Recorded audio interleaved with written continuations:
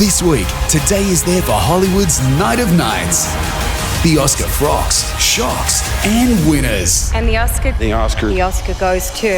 And Mega Cash Monday is back. $50,000 is up for grabs. How you can be in with a chance to win. This week on Today. Coronavirus evacuees prepare to leave the epicentre, heading for Darwin as anxiety grows over the quarantine cruise ship off the coast of Japan. Cyclone Damien bears down on Western Australia with incredibly dangerous winds. We'll have the latest from the eye of the storm. New South Wales is facing the most torrential downpours since the late 1990s. An update on the forecast for the East Coast. Mallacoota is open for business after being closed off for almost a month due to the bushfires. The desperate plea for tourists to support the East Gippsland community. Why former Australian cricket captain Ian Chappell is urging everyone to change their behaviour so we don't risk losing the game for good. Clint Eastwood takes on the incredible story about the 1996 Olympic security guard turned terror suspect in a spectacular new biopic. And Australia decides, could the nation's latest representative bring us glory at this year's Eurovision contest? Today, Sunday the 9th of February 2020. And we have a big show for you today. Good morning. Of course we do. No, but it really is a big show today. Really? Like really, truly, No, it's really. a great show. Welcome to Weekend Today. Thank you for your company. How are you doing? I'm very well. You, Lara, you well? I'm really well. Yeah, great for a Sunday. Thanks everyone for getting up Yeah, whatever this you're early doing, on a just- Sunday. Just stay where you are. Get for the another next coffee. Few hours. Get another coffee. Put your Kick feet back. up. Good weather for it Enjoy too. Okay, let's begin this morning with today's news. Good morning again, Lara. Thank you, Beck. Good morning to you at home. We begin with the news on a frantic evacuation mission out of the coronavirus epicentre in China. Right now, hundreds of Australians are preparing to board a plane that is bound for Darwin. Nine's Ellie Conway joins us now from Darwin. Ellie, how likely is it they'll be able to take off today? All right. Ellie Conway with the very latest there. Thank you. To breaking news from Thailand now, where a rogue soldier is on the loose after killing at least 20 people in a shooting rampage. The junior officer killed his commander before stealing weapons from a military base in the country's northeast. The suspect then drove to a shopping centre in the city where he shot more people. At this stage, it is not known if any Australians have been caught up in that incident. There's a scam warning for the romantics as Valentine's Day approaches. The consumer watchdog reporting a record $28.6 million was lost to dating cons last year. A spokesperson for the ACCC says while much of the foul play started on dating apps like Tinder and Match.com, more people are being targeted on Words with Friends. Sport now, and the Sydney Sixers has been crowned champions of the Big Bash League for the second time. Now, Australia has decided, yes, our representative for Eurovision 2020 has been named Montage. She was declared the winner of the second ever Australia Decides competition last night. Question for you, Richard Wilkins. Who is Montage? Montage, a very talented singer-songwriter, slightly alternative and auteur. Oh, really?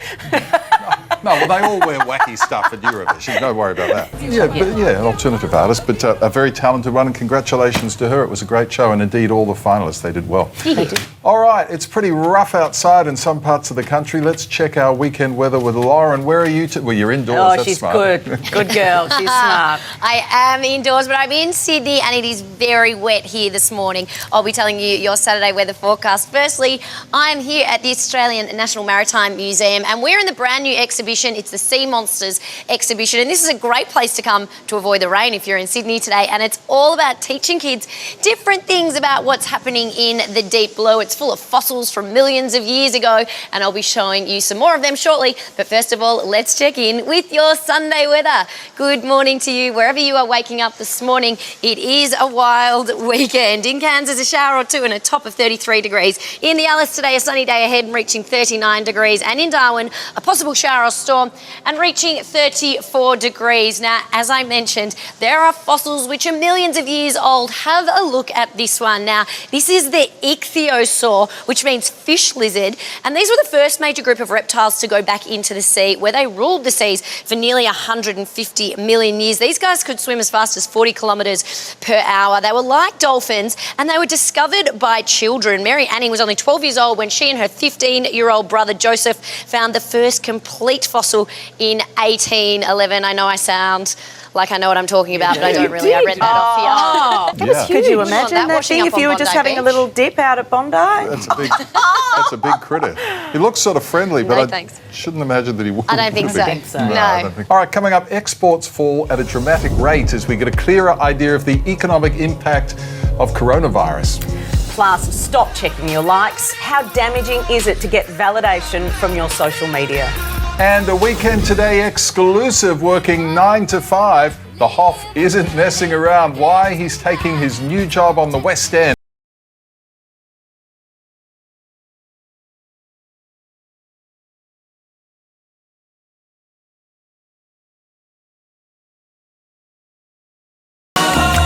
Welcome back, everybody. Well, Australia's economy could be among the world's hardest hit as a result of the coronavirus, relying heavily on China for agricultural, tourism and education. Yeah, for more on this, Nine's political reporter Jonathan Kersley joins us from Canberra. Jonathan, good to see you on a Sunday morning. Sir, how much of an impact is this having on our economy? Appreciate the update. You're on top of it, mate. Thank you. Thank you. Well, one of the biggest pressures teenagers are facing is looking perfect on social media. A nice comment or a like can make your day. But at what point do we start using these likes to feel validated? We're joined this morning by life coach Susie Moore, whose new book, Stop Checking Your Likes, tackles this issue. Susie, thanks for coming. And people living their lives based on the approval of others, it's always been around, but and Instagram have addressed this, of course, by not giving us an update on how they tell us, but they don't tell other people. That's right. Yes. Talk us through this whole thing. Yes, I mean, social comparison has always been part of human culture, but increasingly, 24/7, phone in hand, it's like a public popularity contest. I actually wish social media wasn't invented. Come on. No, I'm serious. Do you think the world would be a better place without social media? You can't hold back the tide. No, I know, but I just wish it wasn't. Well, the good thing is the control is really up to us. Susie Moore, thank you for coming in today. Thank you so much. All right, still to come today, Malakuta is open for business after being closed off for almost a month due to those bushfires.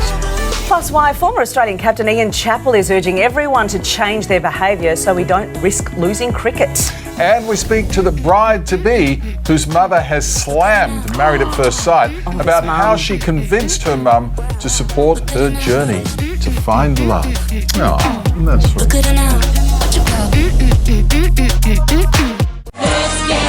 Well, it is that time of the year. The red carpet has been rolled out, ready to welcome the biggest movie stars on the planet at the 92nd Annual Academy Awards, and it all happens tomorrow. Yeah, Sam Rubin is in Hollywood right now to bring us all the very latest. You're on the carpet there. What's the atmosphere like ahead of the big day, Sam?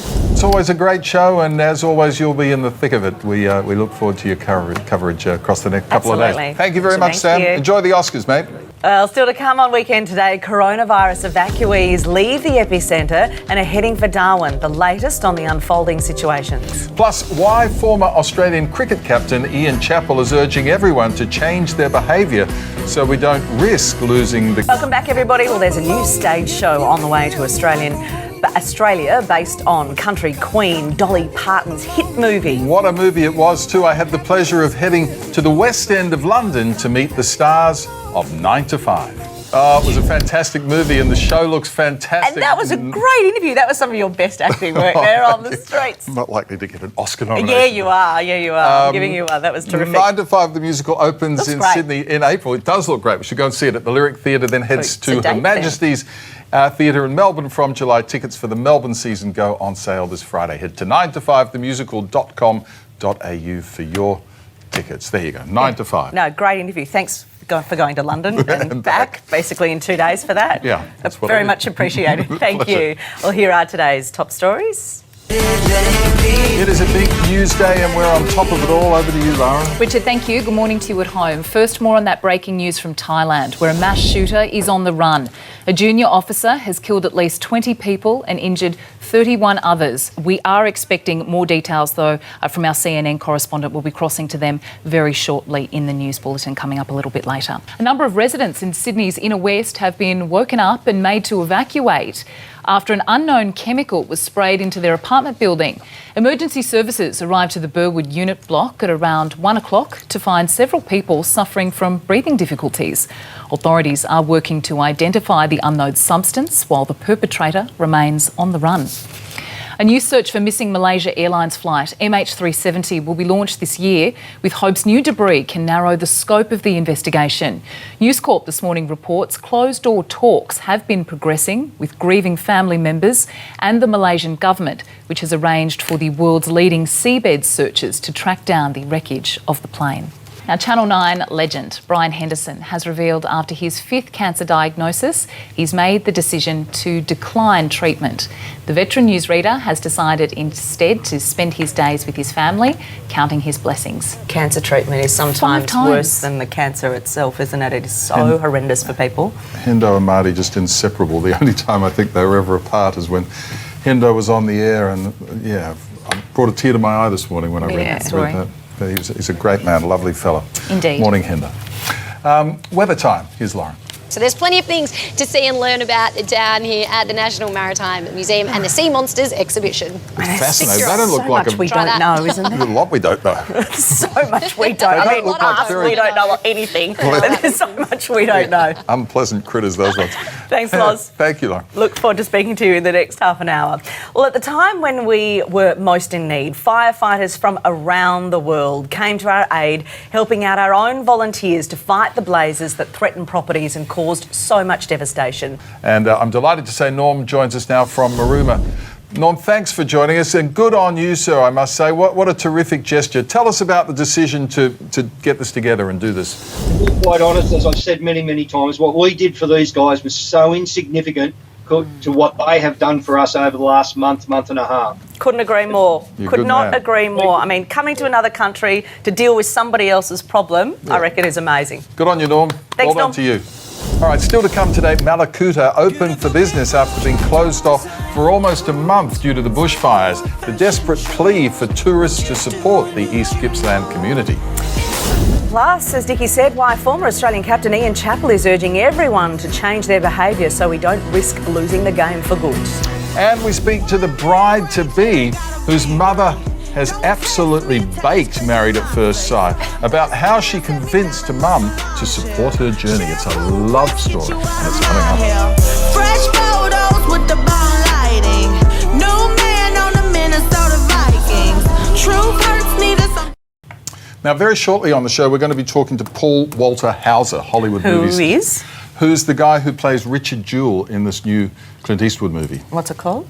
It's called Richard Jewell. Richard Jewell was the security guy at Centennial Park in Atlanta. Ah, yes. And he found this package, or he found this backpack under a park bench.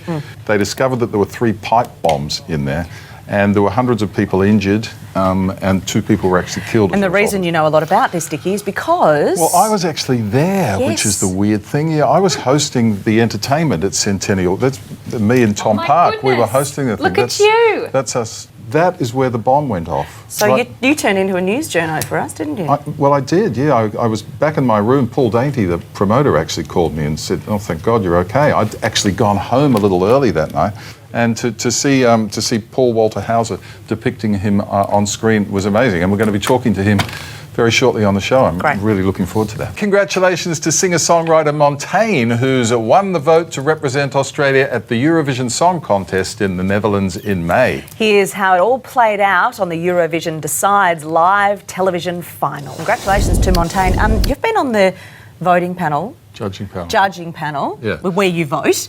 Well, it's 50% the panel and 50% because they were opening the phone lines last night. Okay, so it's 50-50. Yeah. So is it just best performance, best song, best... What are you looking for? It's the song contest. It's the Eurovision Song Contest, but it's all about the theatre of the thing. And okay. And it's wonderful. Yeah, I've been on the international one. They've only done the local to find the Australia Decides the last couple of years, but I think she'll do really well. I think that's a very Eurovision song. It's in May. Still to come on Weekend Today, the couple stuck on the coronavirus cruise ship get their wine club to deliver didn't know this was coming, 2 cases of booze via a drone. You have to see it to believe it. You've got to do something, don't you? Plus, the career falling out of favour. How do we attract men back to teaching? We've got those details just ahead. And the intense love story that took the most unexpected of turns. What would you do if everything you thought you knew was a lie? You're waking up with Today. We are back right after this.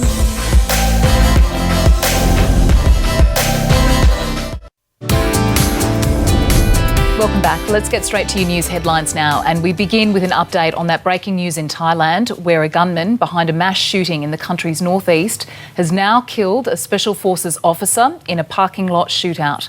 Several police and army snipers had closed in on him as he fled from the shopping centre where he was holed up, but somehow he has managed to slip past those authorities. At least 20 more people are dead and 31 others injured. The suspect is believed to be a 32-year-old junior army officer. Details as it comes through to the newsroom. The country's east and west coasts are in the grip of wild weather, with torrential downpours across New South Wales causing widespread flooding in the north, more of which is predicted towards Sydney and the south coast. Elsewhere, residents on WA's Pilbara coast are waking up to the damage caused by tropical cyclone Damien, and this morning we have reporters in both states for us. First though, let's go to our reporter Jerry DaBaby, who is in Karratha, just one of the Pilbara towns that has copped the brunt of cyclone Damien. Jerry, how's it looking this morning where you are? Well, we're still on red alert, but we've managed to safely get to the front of the hotel. And as you can see, the damage here is far worse. This entire structure toppled over. Big steel shade structure with the force of those destructive winds right onto that ute tray over there. Fortunate it didn't hit the cab really, but it gives you an idea of just how powerful Tropical Cyclone Damien was overnight. In Karratha here, we copped 230 mils of rain in the path of the cyclone over the last 2 days.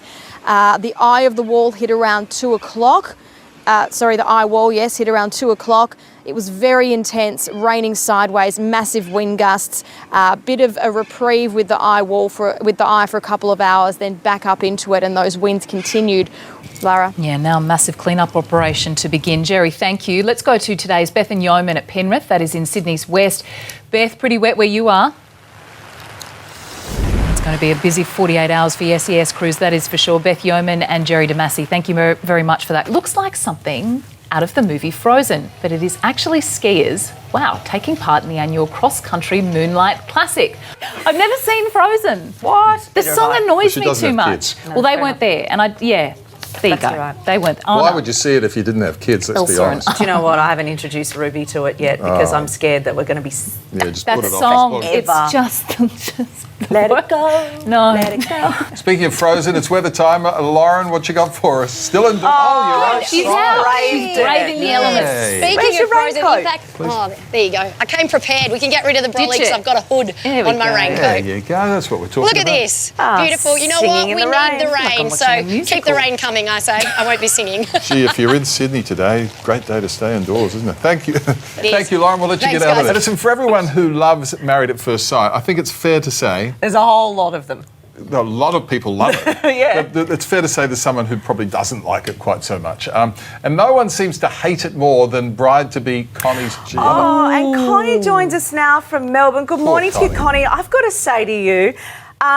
when I first saw that promo, which was there she is, we had the wrong person up. When we saw that promo many weeks ago, I felt really sorry for you because I've got to say, I really thought your mum was so mean in that moment. Yeah, she was. How badly did your mum take that news? I mean, she sort of laughed at you and just said you don't even have a boyfriend. Don't rub it in. I felt so sorry for you. Yeah, she did laugh at me. Hey, thanks for coming on. We wish you well with the show. Can't wait to see it tonight. Married at First Sight tonight. Happy nuptials. 7 p.m. here on Chanel No. 9. Looking forward to it, eh? Yep. Coming up today, the story behind Richard Jewell. We speak to the Hollywood star, bringing his captivating tale of injustice to the big screen. And how one couple stuck on the coronavirus cruise ship managed to get their wine club to deliver not one, but 2 cases of booze via a drone to them. It's genius. Stay with us. You're watching Weekend Today.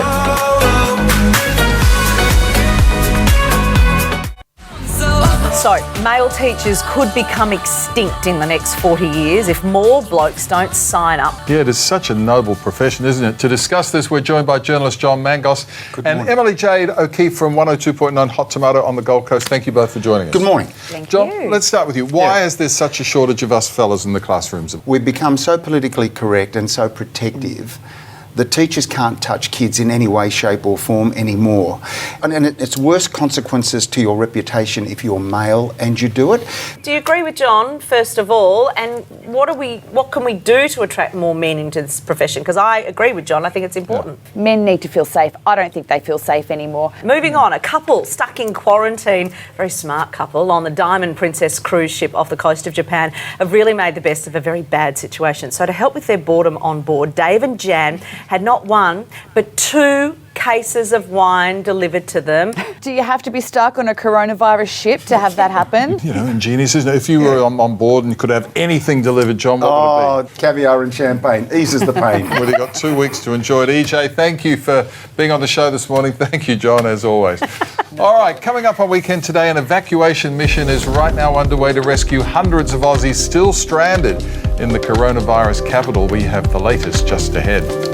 And are you up to date? We take a look back at the biggest stories that have unfolded over the past week.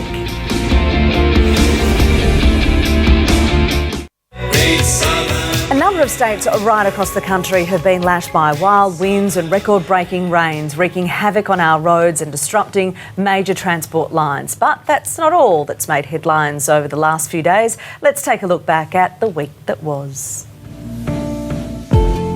The week started on a heartbreaking low as 4 young children were tragically killed on a suburban street in Sydney by an alleged drunk driver. In the wake of this tragedy, calls are mounting for Australia's blood alcohol drink driving limit to be made 0.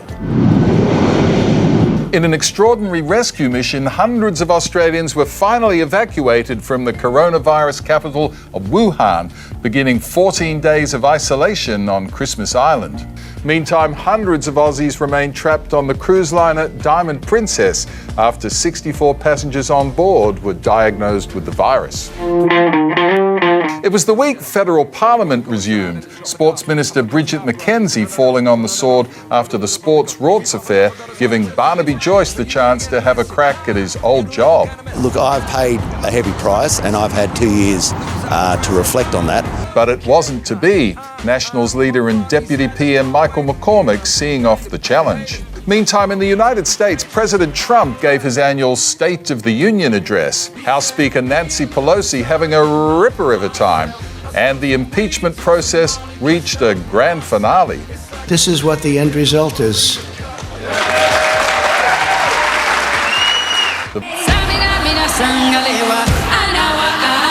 To sport, and Super Bowl fans were treated to one heck of a show. Of course, the Chiefs beat the 49ers. This as Israel Folau switched codes and found himself in France, getting a little message from above on his first day of training. In entertainment, the world's biggest stars stepped out in London for the BAFTAs. The biggest winner on the night, the World War I epic 1917, taking home 7 gongs. Rebel Wilson threw her 2 bobs worth in as well. It is really great to be here at the Royal at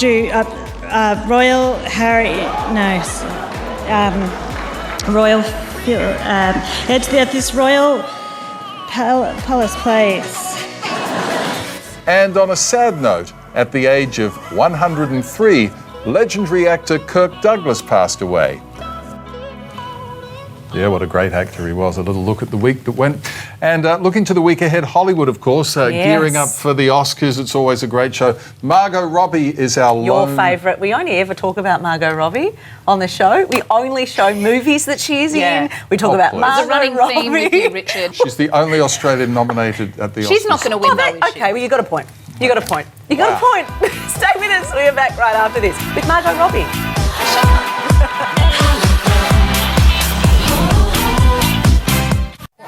So my favourite mum, Connie's mum, is on Maths tonight. You know, the one that says, you don't even have a boyfriend.